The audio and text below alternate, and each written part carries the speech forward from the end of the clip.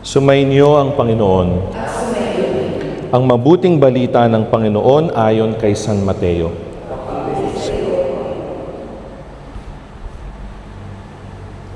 Noong panahong iyon, dumating si Jesus sa lupain ng Cesarea ng Filipos. Tinanong niya ang kanyang mga alagad, "Sino raw ang anak ng tao ayon sa mga tao?" At sumagot sila, "Ang sabi po ng ilan ay si Juan Bautista kayo. Sa amin naman ng iba, si Elias kayo.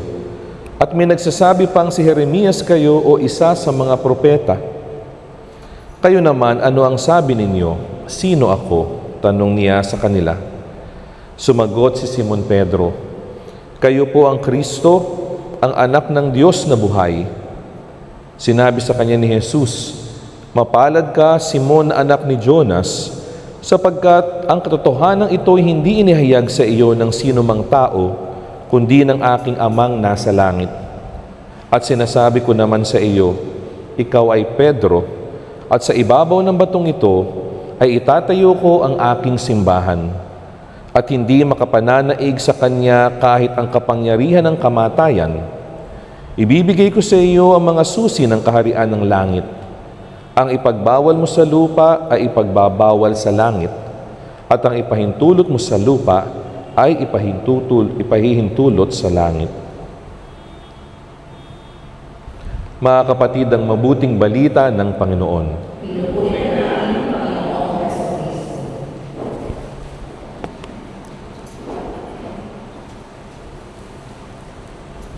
Magandang umaga po sa ating lahat. Pwede po bang pakibati niyo yung katabi niyo, Happy Fiesta? Ngayon po, ipinagdiriwang ng ating parokya sa mga misa ang kapistahan ni San Pedro. Medyo advanced tayo ng isang araw. At dahil po tayo ay nagdiriwang ng kapistahan ni San Pedro at ni San Pablo, maganda po na pagnilayan natin yung ating narinig sa unang pagbasa. At ito po ay nagpapatungkol sa karanasan ni San Pedro. Siguro po magandang tanungin natin yung sarili natin, minsan ba nakakaranas kayo na para kayong nakabilanggo sa isang sitwasyon, sa isang emosyon, o sa isang pagkakataon na ang hirap umalis, ang hirap lumabas, ang hirap tumakas? Ano po ibig ko sabihin? Halimbawa, sinabihan ka na nga ng doktor mo na bawal kang kumain ng matataba. Hindi mo mapigilan yung sarili mo. Pag nakita mo yung lechon, pag nakita mo yung mga crispy pata, kahit anong bawal, tumatakas ka para kumain. O kaya naman, meron sa atin ang hirap lumabas sa mga utang, mga pinagkakautangan. Bakit? Kasi mahilig magpabudol, o kaya naman mahilig magsugal. Kaya naman, ang daming patong-patong na utang. Hindi ka makalabas. Yung iba naman, parang bilanggo ng alalahanin sa buhay at takot. Tuwing gabi na lang, hindi ka makatulog kasi marami kang iniisip na alalahanin sa buhay. O kaya naman, baka meron sa atin yung paulit-ulit na bisyo. Sinabi mo, hindi ka naiinom ngayon, pero mamayang gabi, lasing na naman. Kinabukasan, may hangover na naman. Mga bagay po na paulit-ulit nangyayari sa buhay kahit ayaw natin kasi ang hirap lumabas. Ganito po yung isang sitwasyon na pwede nating ihalintulad sa karanasan ni San Pedro sa unang pagbasa. Sa unang pagbasa, si Pedro po ay nasa loob ng kulungan, literal na kulungan. Isa siya sa pinakamadilim na bahagi ng kanyang buhay. Katatapos lang pong patayin yung isang apostol, si Santiago. At nung nakita ng hari na masaya yung mga tao, isinunod niya naman si Pedro sa kulungan. Malamang gusto niyang bawian din siya ng buhay. Kaya si Pedro, nasa madilim na parte ng kulungan, nasa madilim na parte ng kanyang buhay. At kung titingnan po natin, baka siguro ang dasal ng mga Kristiyano noon iniisip, katatapos lang ni Santiago, ngayon naman si Pedro. Nakikinig kaya ang Diyos sa atin? Pero tingnan po natin, kahit nasa kulungan si San Pedro, meron po tayong makitang magandang nangyari dito. Una, habang nasa kulungan si San Pedro, ano yung ginagawa ng kanyang mga kasamahan? Kung nakinig tayo ng mabuti sa unang pagbasa, ang ginagawa ng simbahan ay nagdarasal. Nagdarasal sila. At nakita natin po dito, nananalangin yung buong sambayanan kahit sa tingin nila wala silang magagawa. At ito po yung unang hamon sa atin sa pagdiriwang natin ngayon. Kapag ka sa tingin ng mata ng tao, walang magagawa, sa tingin ng Diyos, meron. Kung sa tingin ng tao, imposible, sa tingin ng Diyos, posible. Walang imposible sa Diyos. Di ba napakagandang ugali natin mga Pilipino? Kapag kami isang kaibigan o isang tao na lumapit sa iyo, nagsabi ng kanyang hirap sa buhay, ng kanyang sakit na dinaramdam, ng kanyang problema, ano yung minsan na automatic na sinasabi natin? Minsan sinasabi natin, huwag kang mag-alala kapatid, ipagdarasal kita. At minsan, hindi lang po ito pampalubag loob. Ito po ay ating sandata sa ating buhay, pagdarasal. Tulad nga po ng nasabi ko, yung mga tingin nating imposible, dinadala natin sa Diyos. Kaya naman, kapag kami matinding krisis, huwag ho nating sarilinin. Humingi tayo ng dasal sa ating kapwa. Sa atin pong pagdiriwang ng misa, mapapansin nyo may isang parte dito, ang tinatawag natin mamaya, panalangin ng bayan. Nagdarasal ng buong bayan.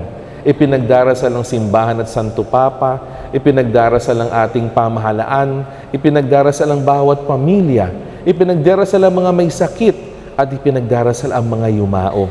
Dahil alam natin, kung hindi natin kayang solusyonan, ang Diyos makagagawa ng paraan. Kaya naman, sa kakaranasan ni Pedro, nanalangin ang sambayanan. Sa atin din po, kung tayo ay parang nakakulong sa isang sitwasyon, humingi tayo ng tulong na dasal sa ating kapwa.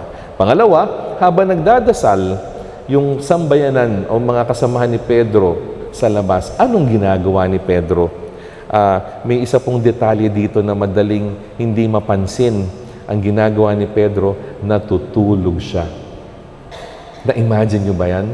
Nasa kulungan ka, nabalitaan mo na pinatay si Santiago, ikaw naman yung hinuli ngayon, at alam mo, anytime, pwede ka ring patayin ng hari. Pero anong ginawa ni Pedro? Natulog ng mahimbing. Hindi niya inisip na baka huling gabi na to ng buhay ko. Baka bukas hahatulan ako. Baka bukas babawian ako ng buhay. Nanalig po siya at nanatiling kampante. Kaya naman siya ay natulog. Bakit niya po yan ginawa? Kasi nagbago na si Pedro. Tandaan po natin, nung sila ay namimingwit, nangingisda, at nakita ni Pedro si Jesus lumakad sa tubig. Pero nung simulang lumubog siya, nagpanik si Pedro. Matatakutin. Panginoon, tulungan niyo po ako. Lumulubog siya sa tubig. Natakot at nagpanik. At nung si Jesus ay nililitis, anong ginawa ni Pedro? Tumakas. Itinatwa si Jesus kasi takot din siya. Pero ngayon, mukhang malakas ang loob ni Pedro. Nung kanyang nakasalamuha si Jesus sa kanyang muling pagkabuhay, mas kampante na si Pedro. Mas madali siyang matulog sa piling ng Diyos. Alam niyang hindi siya pababayaan. Minsan, mga kapatid, ang tunay na pananampalataya ay hindi nangangahulugang nawawala yung problema. Ang tunay na pananampalataya ay ang pagkakaroon ng kapayapaan, peace of mind, kahit sa anumang dilim ng pinagdadaanan sa buhay. Mas makikita niyo po yung totoong nananalig sa Diyos, yung kapag kagabi, kahit maraming problema, madali pa rin nakakatulog. Madali pa rin nakakapagpahinga. Bakit? Alam niya, kapiling niya ang Diyos. Kaya naman, ang mga tao sa labas kasamahan ni Pedro, nagdarasal. Si San Pedro, taimtim na nananalangin, naniniwala, at natutulog sa piling ng Diyos. Kaya bakit po nila yan ginawa? Kasi sa huli, alam nila yung imposible sa paningin nila, posible sa Diyos. Kaya anong nangyari? Ang ganda po ng detalye. Si Pedro, nakatanikala yung mga kamay. He was chained. Pangalawa, may kasama siyang bantay sa loob ng kulungan. At pangatlo, sa labas ng kulungan, meron din mga gwardya. Pero lahat yon nalagpasan. nakalabas si Pedro ng ligtas dahil tinulungan siya ng anghel ng Diyos. Madalas mga kapatid, hindi po natin naintindihan yung plano ng Diyos habang nasa loob tayo ng kulungan ng buhay natin. Pero kapag nakalabas na tayo, doon po na yun minsan lumilingon at naiintindihan, kailangan palang mangyari yun. Meron pong magandang sinabi si Pedro pagkatapos niyang lumabas ng kulungan. Ang sabi niya, ngayon ko lang nalaman na isinugo ng Panginoon ang kanyang anghel upang iligtas ako. Ngayon po na-convince si Pedro na talagang hindi siya pinabayaan ng Diyos. Yes, naghirap siya. Yes, nakulong siya. Pero hindi yun ang huling say. Pinalaya siya ng Diyos. Kahit mukhang imposible, posible sa paningin ng Diyos. Kaya naman mga kapatid, minsan lingunin din natin yung ating mga karanasan. Minsan mapapangiti tayo. Minsan sasabihin natin sa sarili natin, ba't ka ba masyadong nag-alala? At the end or in the end, magiging ayos din naman pala. Tutulungan ka rin naman pala lagi ng Diyos. Minsan yung saradong pinto noon, marirealize natin, protection pala yun ng Diyos para hindi tayo mapahamak. Minsan yung matagal nating paghihintay, paghuhubog pala yun para mas lalo tayong tumatag. At minsan yung matinding paghihirap natin, paraan din pala yun para mas lumalim ang kapit natin sa Diyos. Kaya naman, mga kapatid, ngayong linggo, tanungin natin, ano ba yung tanikala sa buhay natin ngayon? Ano ba yung kulungan na kumukulong sa atin ngayon? Malamang, posibleng iyan ay yung takot. Malamang iyon ay yung paborito nating kasalanan. Malamang iyon kung ano man na hirap o sakit na nararanasan natin, itaas natin lahat po sa Diyos. Sabihin natin, Lord, hindi ko na alam kung anong gagawin ko, pero alam kong ikaw may magagawa dito. Kaya naman, kapag ka po ibinigay ng Diyos yung ating hinihiling, matutong magpasalamat. Kung hindi pa ibinibigay, matutong maghintay. Sapagkat tutugon ng Diyos sa ating dasal, tutugon ng Diyos sa ating kalagayan sa Kanyang tamang panahon. Kaya naman po, yung tandaan natin ngayon, ang Diyos na nagtanggal ng tanikala kay Pedro, siya rin yung magtatanggal ng tanikala sa atin. Ang Diyos na nagpalaya kay Pedro, siya rin yung magpapalaya sa atin. Kaya huwag hong mawawalan ng pag-asa, kumapit tayo sa Kanya. Sa misa pong ito, tulad na nabanggit ko, idalangin at itaas natin sa Diyos yung mga dilim sa buhay, yung mga tanikala sa buhay, yung mga hirap natin sa buhay. At tulad ni Pedro, nawa mamayang gabi, matulog tayo ng mahimbing.